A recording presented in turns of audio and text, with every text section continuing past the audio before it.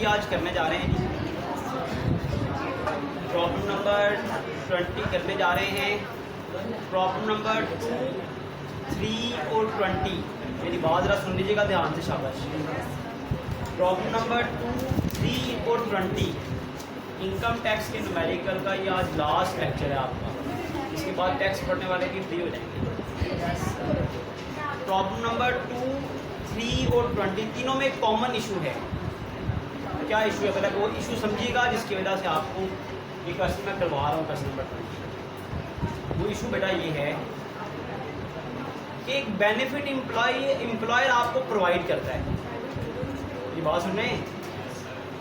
एक बेनिफिट अगर एक एम्प्लॉयर आपको प्रोवाइड करता है तो वो बेनिफिट आप इनकम फ्रॉम सैलरी में क्या करते हैं? टैक्सेबल करते हैं। जैसा कि एक बेनिफिट आपने पढ़ा कि टैक्स पेड बाय एम्प्लॉयर, आपका टैक्स आपका एम्प्लॉयर पे कर रहा है। आपका टैक्स आपका एम्प्लॉयर पे कर रहा है। मेरी बात आप ध्यान से समझिए। अगर आपका टैक्स आपका एम्प्लॉयर बेटा पे कर रहा है ना, तो वो बेनिफिट उसका डबल इफेक्ट होना है, यहाँ पर भी आना है और टैक्स डिडक्टेड एट सोर्स में भी आना है। सुन रहे मेरी बात? डबल इफेक्ट होना है। आपका टैक्स अगर आपका एम्प्लॉयर पे करता है तो उसका डबल इफेक्ट होना है। इनकम फ्रॉम सैलरी में वो बेनिफिट भी है कि भाई मेरा 20,000 टैक्स बनता था सालाना, मेरी कंपनी ने दे दिया, और क्योंकि वो आपका टैक्स पे हुआ है तो वो टैक्स डिडक्टेड एट सोर्स में भी आना है। अब तक हमने जितने भी क्वेश्चन किए उनमें ये बेनिफिट आता था ना, तो हम उसका डबल इफेक्ट करते थे। इनकम फ्रॉम सैलरी में लगते थे ये बेनिफिट भी है और टैक्स डिडक्टेड एट सोर्स में भी लिखते थे। अब मसला क्या होने वाला है? ये जो 3 क्वेश्चन मैं बता रहा हूँ बार बार, क्वेश्चन नंबर 2, 3 और 20, इन तीनों में लिखा तो ये हुआ है कि tax of employee borne by the employer. Employee का टैक्स है, एम्प्लॉयर बियर कर रहा है। सिर्फ आंखें ना खुली हो बस। Tax of employee paid by employer, tax of employee benefit तो है लेकिन उसकी अमाउंट गिवन नहीं है। या अगर अमाउंट गिवन नहीं है, या लिखा हुआ जी 60% टैक्स एम्प्लॉयर बियर कर रहा है, रकम फिर भी नहीं दी हुई। अब हमारे लिए मसला क्या पेश आता है? हम जब यहाँ पर बेनिफिट लिखते हैं ना, अमाउंट नहीं लिखने की नहीं होती है हमारे पास। जब एक बेनिफिट आपको मिला है उसकी अमाउंट ही गिवन नहीं है, जब एक बेनिफिट मिला है और आपके पास उसकी अमाउंट, तो इसका मतलब है जब इनकम फ्रॉम सैलरी का टोटल करेंगे वो गलत आएगा। गलत मतलब इनकम्प्लीट होगा ना, उसमें वो एक बेनिफिट की अमाउंट ही नहीं होगी। तो उसको पहले फाइंड आउट करना पड़ेगा, फिर इनकम फ्रॉम सैलरी का पोर्शन कंप्लीट होगा। जब इनकम फ्रॉम सैलरी का पोर्शन कंप्लीट हो जाएगा, बाकी सारा क्वेश्चन आपका रिमेनिंग क्वेश्चन जैसा बन जाएगा। मैं क्वेश्चन करना शुरू करता हूँ तो आगे आपको प्रैक्टिकली समझ आ जाएगी क्या मसला है। The following data relate to mister Hasam Azam for the tax year ended 30 June 2021, calculate his tax payable. सबसे पहले आपको बेसिक सैलरी बेटा गिवन है। बेसिक सैलरी है 11,50,000 फुली टैक्सेबल है। उसके बाद बोनस है बेटा फुली टैक्सेबल है। 1,50,000। उसके बाद बेटा पे इन ल्यू ऑफ लीव है।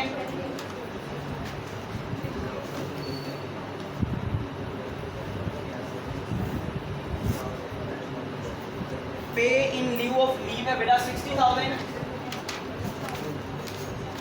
स्पेशल एडिशनल अलाउंस है। अक्सर बच्चे गलती करते हैं, स्पेशल का लफ्ज़ देखा और एग्जामिन कर दिया। भाई स्पेशल सिर्फ अलाउंस लिखा हो ना, या ट्रैवलिंग और डेली अलाउंस लिखा हो, या यूनिफॉर्म अलाउंस लिखा हो, वो सिर्फ एग्जाम करें। ये लिखा हुआ है special additional allowance fully taxable है।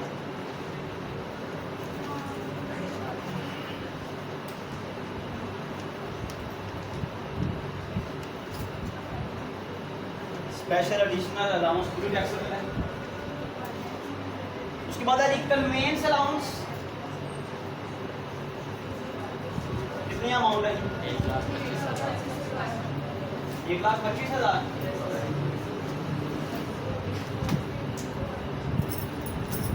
बाद बेटा house rent allowance fully taxable है।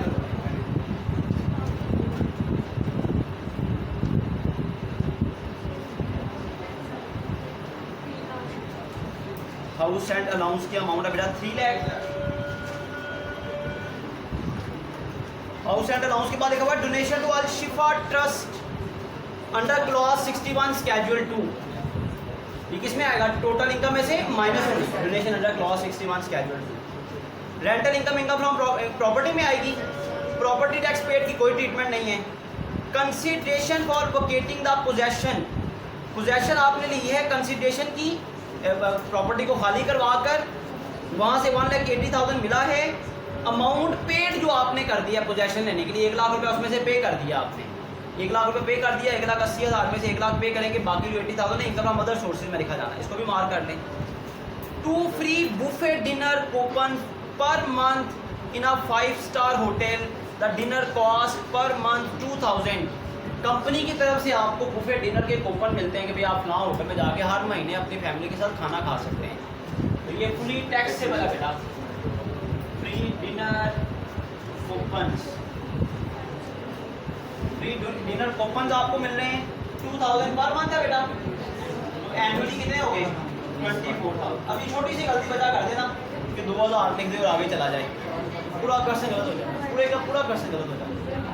सैलरी गलत तो बाकी जो कुछ बढ़ गया ऐड कर देने का अमाउंट गलत ही आएगा, बड़े ध्यान से आपने पढ़ना है इसे।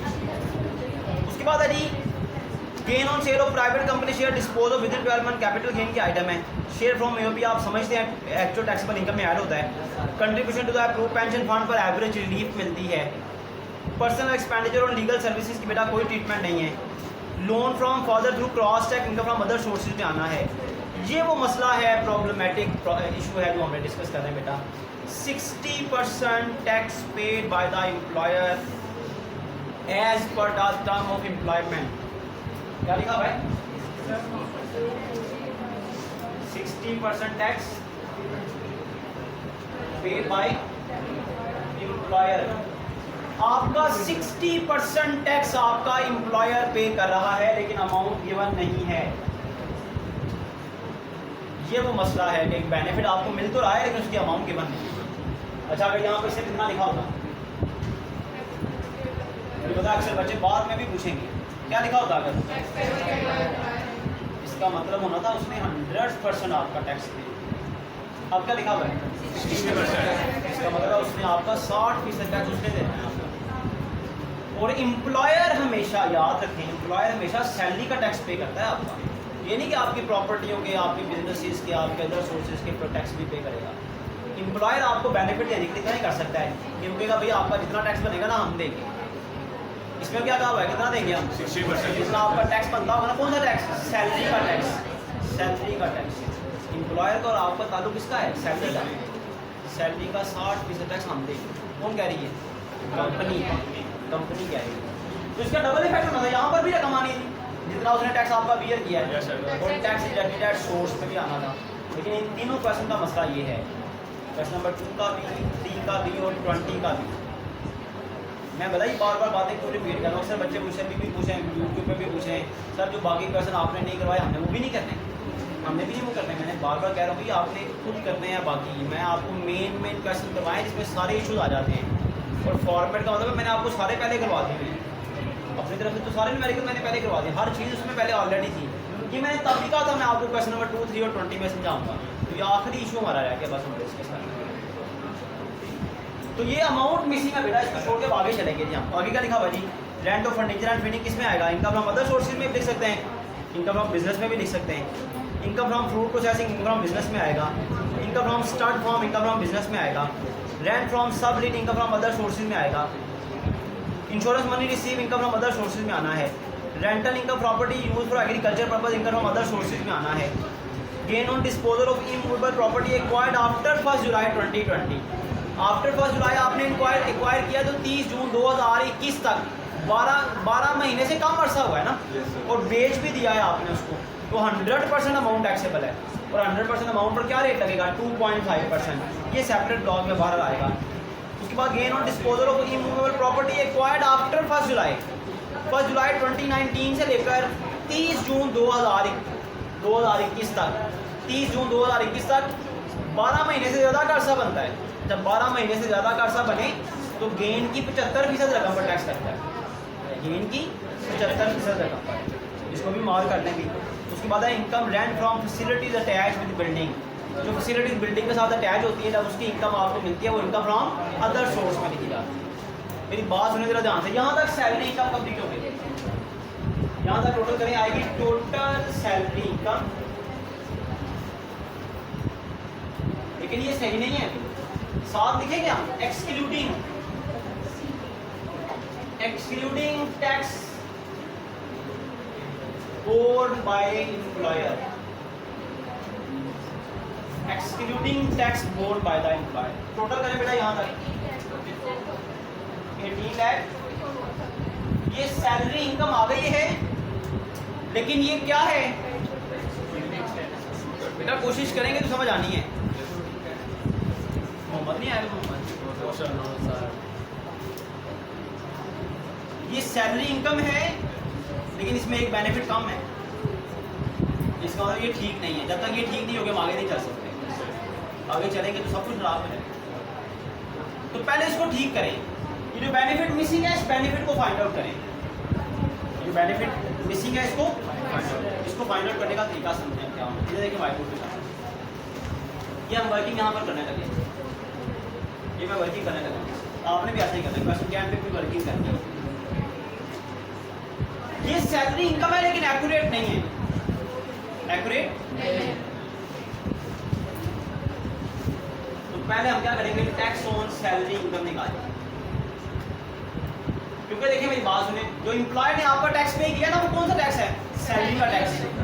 तो हम पहले सैलरी का टैक्स निकालते हैं, जो उसने हमारा बोर्ड किया है, बियर किया है, पे किया है।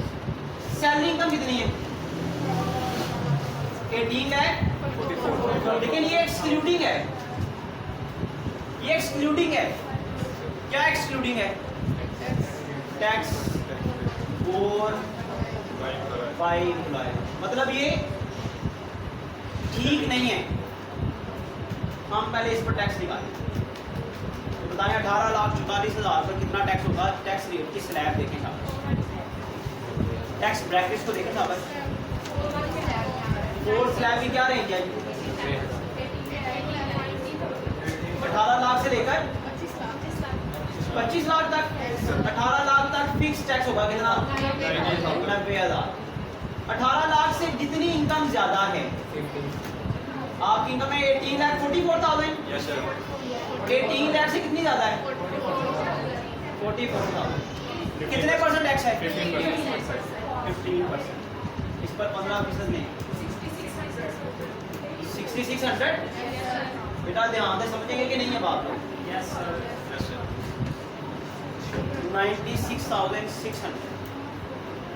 आपसे अगर यहाँ पर कोई पूछे ना कि बताएं भाई आप पर टैक्स रेट कितना लगाया गवर्नमेंट ने या हुकूमत ने, तो आप क्या बताएंगे? 15%। कितना लगाया है? 15%। आपका टैक्स रेट कौन सा है? मैंने क्या सवाल पूछा है? आपका टैक्स रेट कितना है? 15%। अभी मैंने बताया कि आपसे को पूछे आपका टैक्स रेट कितना है, तो आप ये टैक्स रेट देखें जो अप्लाई हुआ, फिक्स को छोड़े, इसको देखें। ये सैलरी का टैक्स है। वहाँ क्या लिखा हुआ है? Tax borne by employer. क्या एम्प्लॉयर ने आपकी सैलरी के इस टैक्स का 60% दिया है? ये इनकम भी ठीक नहीं है। ठीक ना होने का मतलब क्या बोला? इसमें एक बेनिफिट शामिल नहीं है। इसका मतलब अगर वो बेनिफिट शामिल करते तो इनकम ज़्यादा आनी चाहिए, ज़्यादा आने चाहिए, टैक्स भी। हम आप क्या करेंगे? ग्रॉसिंग आप इसको बढ़ाएंगे, इसमें वो बेनिफिट शामिल करेंगे। जो बेनिफिट यहाँ पर मिसिंग है ना, वो बेनिफिट शामिल करके इनकम कितनी आती है, उस पर टैक्स कितना आता है, वो फाइंड आउट करेंगे। कैसे करेंगे? तो व्हाइट बोर्ड पे ध्यान रखिएगा। उसका फॉर्मूला क्या है? जितना आपका ग्रॉस टैक्स है, इसको मल्टीप्लाई करना है 1/100/100 minus R. Multiply by percentage tax borne by employer. ये वो फॉर्मूला है जिस फॉर्मूले के जरिए हम इस अमाउंट को ग्रॉस अप करने का है। व्हाइट बोर्ड पे ध्यान रखें। ग्रॉस टैक्स कितना है आपका 96,600। 100/100 minus R. R is equal to, R कैसे फाइंड आउट करते हैं? R is equal to gross tax rate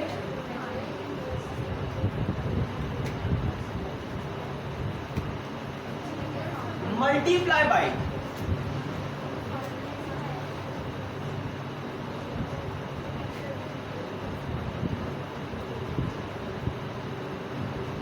percentage tax 4/5।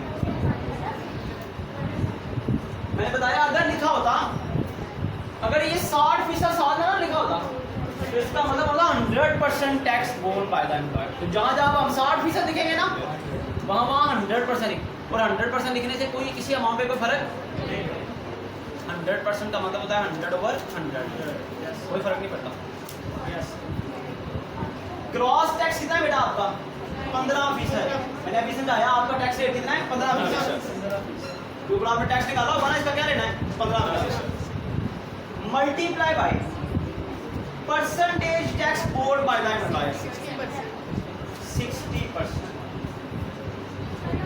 फिर मैंने ये भी समझाया हुआ जब 2 परसेंटेज मल्टीप्लाई हो ना तो तरीका क्या रखते हैं, एक को रकम समझते हैं एक को परसेंटेज समझते हैं। इसको समझिए 60 लिखा हुआ, 60 का 15% लेते हैं तो ये आएगा 9%। 100 में से ये 9 माइनस हो जाएगा। Yes sir. और मल्टीप्लाई बाय क्या आएगा 60%। आई समझ? 100/100 minus R multiply by percentage tax borne by the employer. Gross tax आ गया 100 आ गया 100 आ गया। आर कितना निकाला आपने 9%। अच्छा अगर मैं इसका 15% का 100% लेगा तो कितना आना 15% ही आना। हाँ देख रहे थे बेटा, अगर मैं बेटा इसका 15% का 100% लेता तो 15 ही आना था। अब 60% दे। अब आप क्या करेंगे कैलकुलेटर निकालें। 96,600 multiply by 100 divided by 91। 100 minus 9 कितना आएगा 91। और फिर जो आंसर आएगा उसका 60% दे। 96,600 को 100 से मल्टीप्लाई करें, 91 से डिवाइड करें, जो आंसर आएगा उसको 60% उसका दे दें।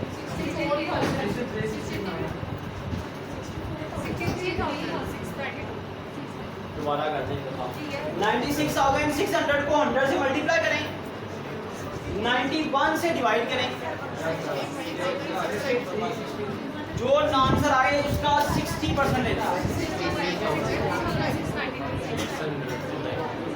60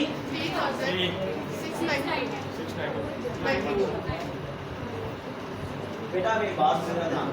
ये वो टैक्स है जो आपका आपके एम्प्लॉयर ने क्लियर किया।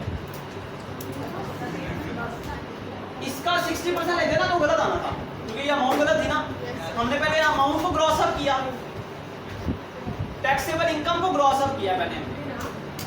फिर उस इनकम का कितना लिया टैक्स का 60%। ये वो आपका टैक्स है जो आपके एम्प्लॉयर ने आपका क्लियर किया 63,000। यहाँ पर जो क्वेश्चन मार्क है ना, क्वेश्चन मार्क है मिसिंग था, ये हमने फाइंड आउट कर दिया। यहाँ पर आपने अलग से ऐड करना है, add 60% tax borne by employer. वो जो मिसिंग था बेटा वो हमने खुद फाइंड आउट कर दिया। 60% tax borne by the employer.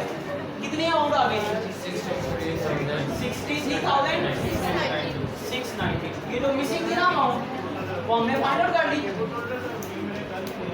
अब आपके पास टोटल सैलरी इनकम, अब टोटल सैलरी इनकम आ गया 19 lakh 7,692।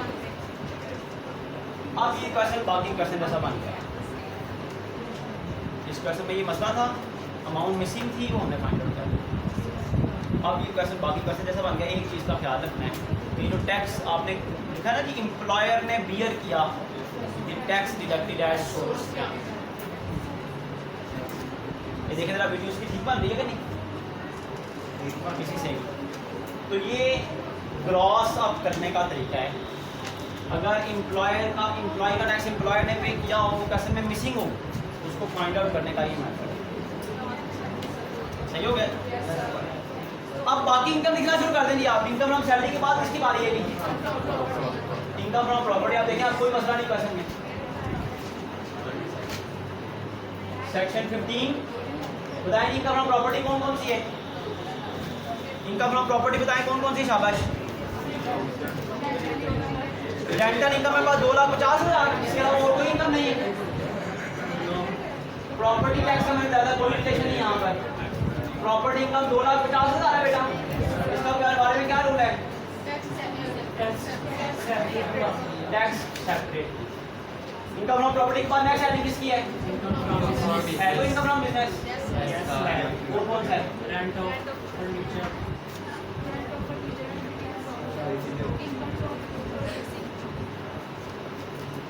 Rent of furniture and fitting.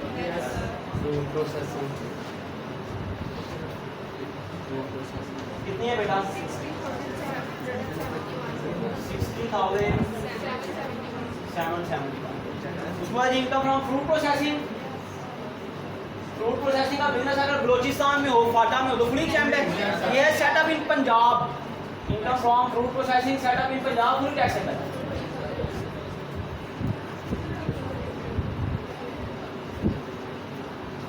20,000 tax. उसके बाद बेटा इनकम फ्रॉम स्टार्ट फॉर्म कितना है?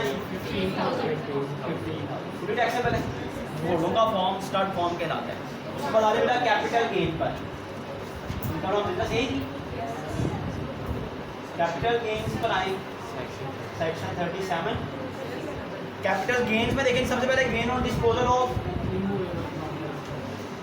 गेन ऑन डिस्पोजल का मतलब है सेल ऑफ इमूवेबल प्रॉपर्टी।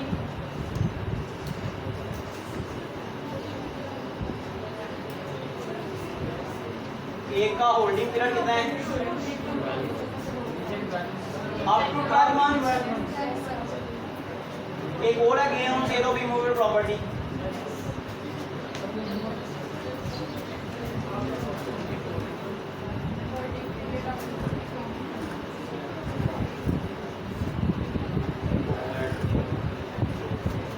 उसका होल्डिंग पीरियड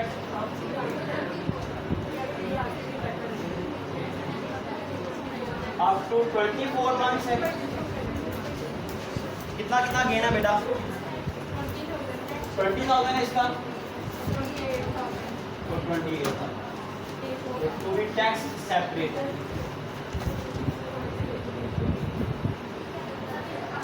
उसके बाद gain on sale of private company shares dispose of with in 24 month, with in 12 month है बेटे।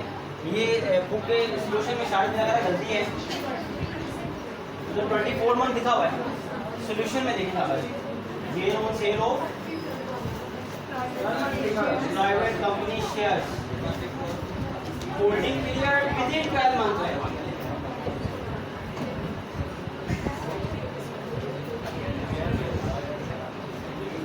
तो इस वजह से ये फुली टैक्सेबल है बेटा। अमाउंट कितनी थी इसकी? 34,000 फुली टैक्सेबल। और देखेंगे कैपिटल गेन की आइटम, और कैपिटल गेन की कोई आइटम नहीं है जी। इनकम फ्रॉम अदर सोर्सेज की हेडिंग दे दें।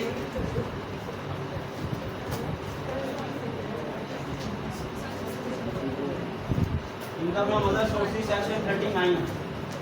बताएं जी इनकम फ्रॉम अदर सोर्सेज की कौन कौन सी आइटम आएंगे?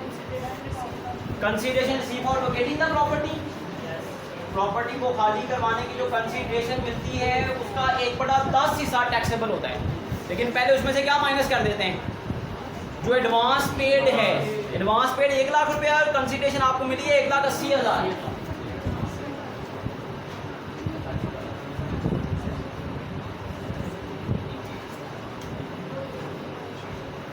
1,80,000 रुपया कंसीडरेशन मिली है, 1 लाख रुपया आपने एडवांस पे कर दिया, बाकी बचा 80,000।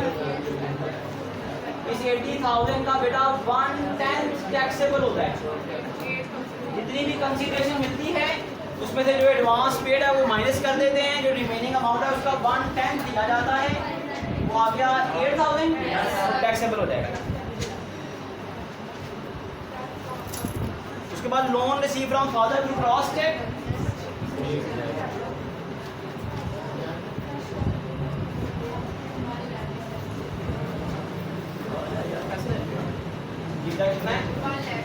क्योंकि क्रॉस चेक है इस वजह से फुली एग्जाम होगा। उसके बाद rent from sub lease of land and building,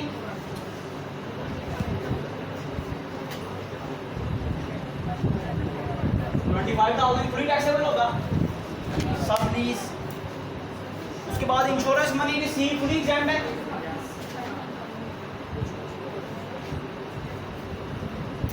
कितनी अमाउंट है बेटा, 30,000 फुली एग्जाम्ड है, जितनी भी इंश्योरेंस मनी मिलेगी। उसके बाद rental income from property use for agriculture purpose fully examined है।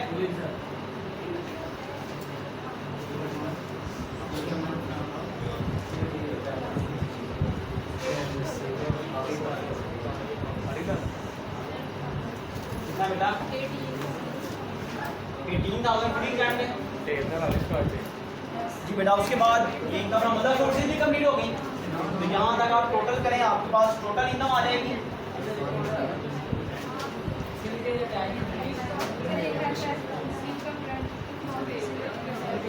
Facilities income from facilities attached with business, sorry property,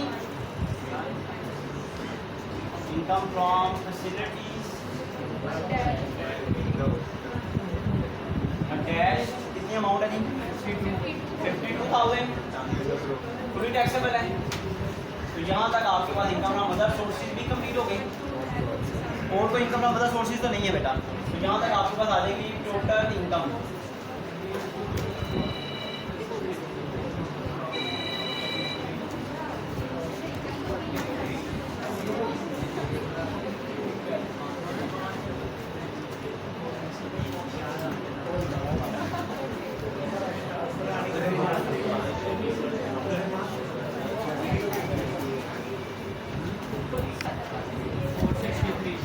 total income कितनी आ गई बेटा,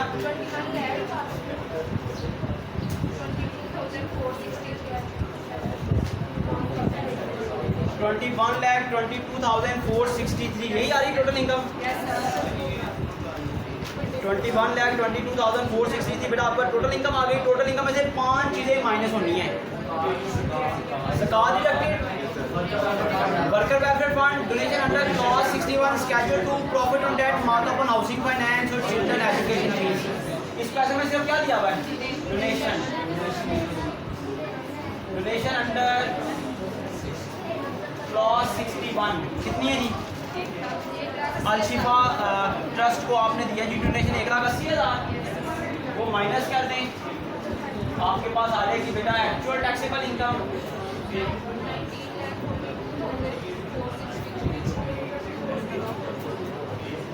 एक्चुअल टैक्सेबल इनकम कितनी आ गई,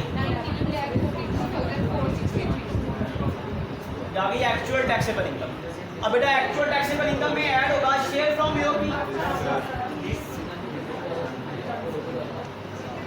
जी बेटा, बताएं शाबाश, शेयर फ्रॉम यूपी कितना है, 1,20,000। तो आपके पास आ जाएगी taxable income for rate purpose,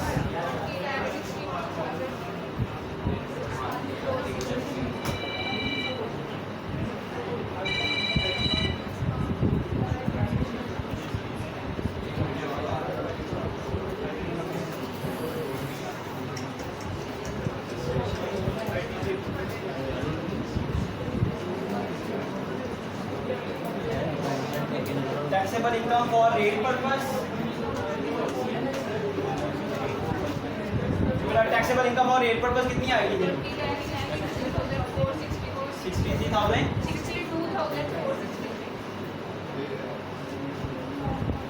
taxable income for rate purpose जब आते तो आपने 99 लगा देंगे। तो यहाँ पर आपने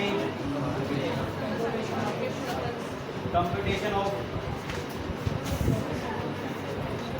taxable income and tax payable, taxable income और टैक्स पेएबल आपने फाइंड आउट करना है बेटा।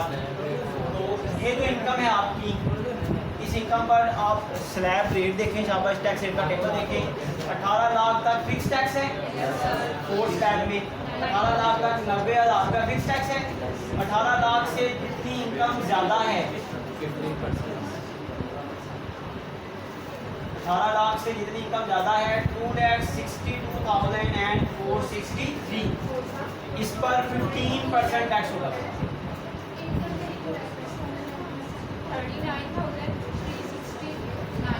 39,369 या भी आपके पास टैक्स पेएबल और taxable income for rate purpose जी बेटा 1,29,369 जी बेटा। इसके बाद क्या करना है जी आपने इस टैक्स से आपने कैलकुलेट करना है actual tax payable, computation of actual tax payable. Actual tax payable निकालने का क्या तरीका है जी? रेट पर्पस वाले टैक्स को रेट पर्पस वाली इनकम से डिवाइड करें, रेट पर्पस वाले टैक्स को रेट पर्पस वाली इनकम से डिवाइड करें। 20,62,463 पर्पस वाले टैक्स को डिवाइड करना बेटा रेट पर्पस वाली इनकम के साथ, और आपने जिस पर टैक्स निकालना है उसे मल्टीप्लाई कर देना। एक्चुअल टैक्सेबल इनकम पर टैक्स निकालना है 19,42,463, एक्चुअल टैक्सेबल इनकम से मल्टीप्लाई कर दें तो आपके पास एक्चुअल टैक्स पेएबल आ जाएगा।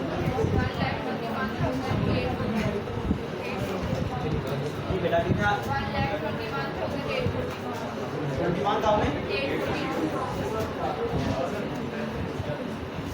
ये आपके पास एक्चुअल टैक्स पेएबल आ गया बेटा। ये सेकंड स्टेप था, रेट पर्पस वाले टैक्स को आपने एक्चुअल टैक्स पेएबल में बदल दिया।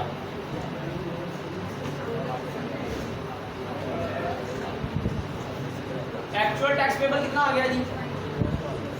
1,21,842। थर्ड स्टेप है सीनियर सिटीजन रिबेट, वो स्पेशल में नहीं है। फोर्थ स्टेप है टीचर्स रिबेट, वो भी नहीं है। फिफ्थ स्टेप है फॉरेन टैक्स क्रेडिट, वो भी स्पेशल में नहीं है। एवरेज रिलीफ बेटा आपके पास है, मैंने आपको पहले भी कहा था, ये अंडरस्टूड है, पेपर में एवरेज रिलीफ वाला पॉइंट जरूर आना है। और एवरेज रिलीफ सिर्फ एक चीज पर मिलनी है, वो जो आपने कंट्रीब्यूशन दी है पेंशन फंड के लिए, contribution to the approved pension fund. कितनी अमाउंट है बेटा? कितनी है? 1,50,000 पर एवरेज रिलीफ देनी है पेंशन फंड के लिए जो आपने कंट्रीब्यूशन दी है। एवरेज रिलीफ निकालने का तरीका क्या है बेटा? रेट पर्पस वाले टैक्स को डिवाइड करें रेट पर्पस वाली इनकम के साथ। अगर वो गिवन है तो इस पैसे में रेट पर्पस वाला टैक्स भी है और रेट पर्पस वाली इनकम भी है। डिवाइड करें, जिस पर रिलीफ देनी है उससे मल्टीप्लाई कर दें।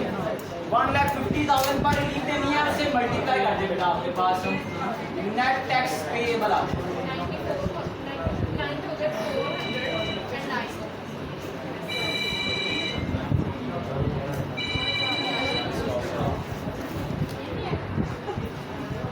एवरेज रिलीफ माइनस करें शाबाश, कितना आएगा?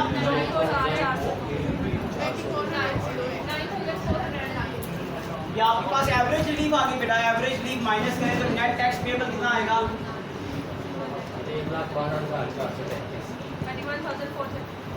1,12,433। 1,12,433 आपके पास नेट टैक्स पेबल आगे बेटा। इसके बाद स्टेप नंबर 7 होगा जी,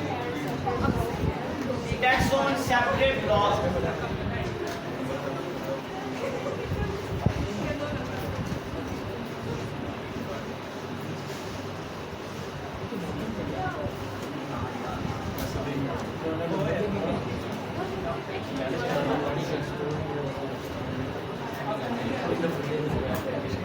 आपके पास बेटा नेट टैक्स पेबल आ गया, नेट टैक्स पेबल आ गया बेटा 1,12,433। इसमें ऐड करें tax on separate block.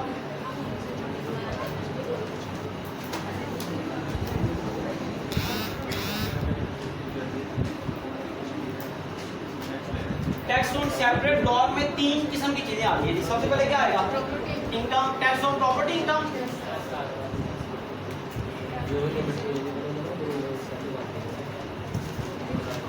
Property income है बेटा 2,50,000, 2 लाख तक एग्जाम्प्ट है। जो अबाव 50,000 है इस पर 5% टैक्स। आप देख रहे हैं आपने जितने भी न्यूमेरिकल किए हैं 5% से ज्यादा टैक्स नहीं लगा, तो ये याद रखना तो मुश्किल नहीं है। 5% आएगा जी 2,500। उसके बाद सेकंड आइटम है बेटा gain on sale of immovable property.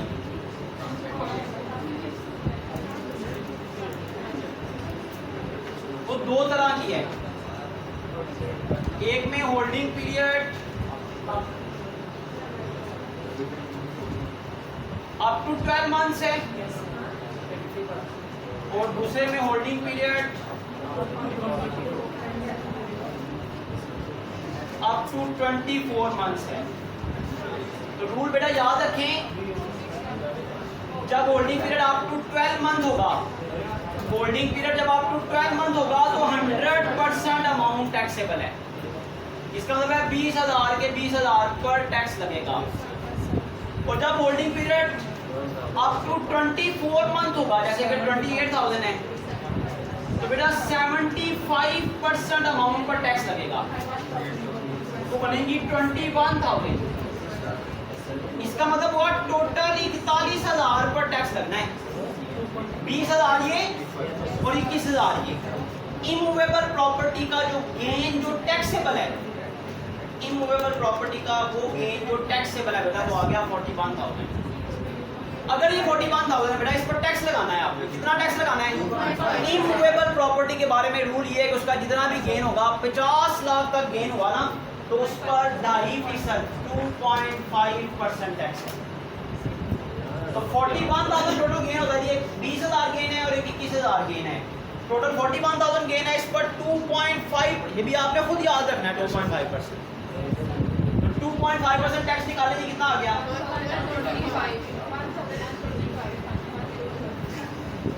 तो यहां तक आपके पास net actual tax payable, net total tax payable.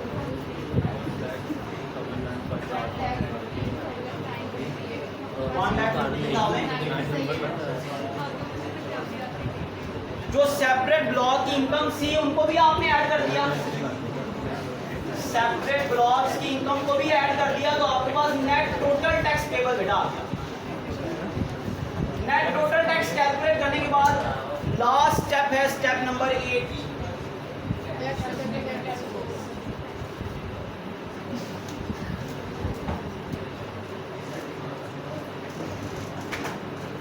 Net total tax payable है 1,15,958। नेट टोटल टैक्स पेबल में से tax deducted at source minus हो जाना है।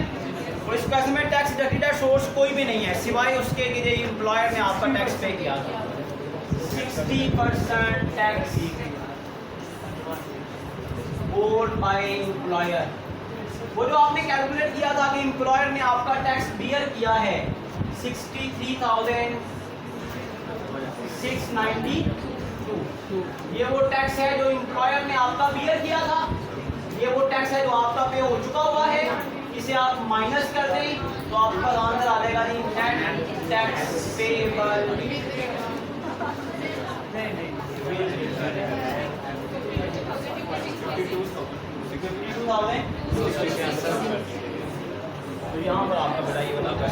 गया, इस क्वेश्चन में कोई FTR की इनकम नहीं है। इसके साथ ही आपका न्यूमेरिकल पोर्शन भी यहाँ पर कंप्लीट हो गया।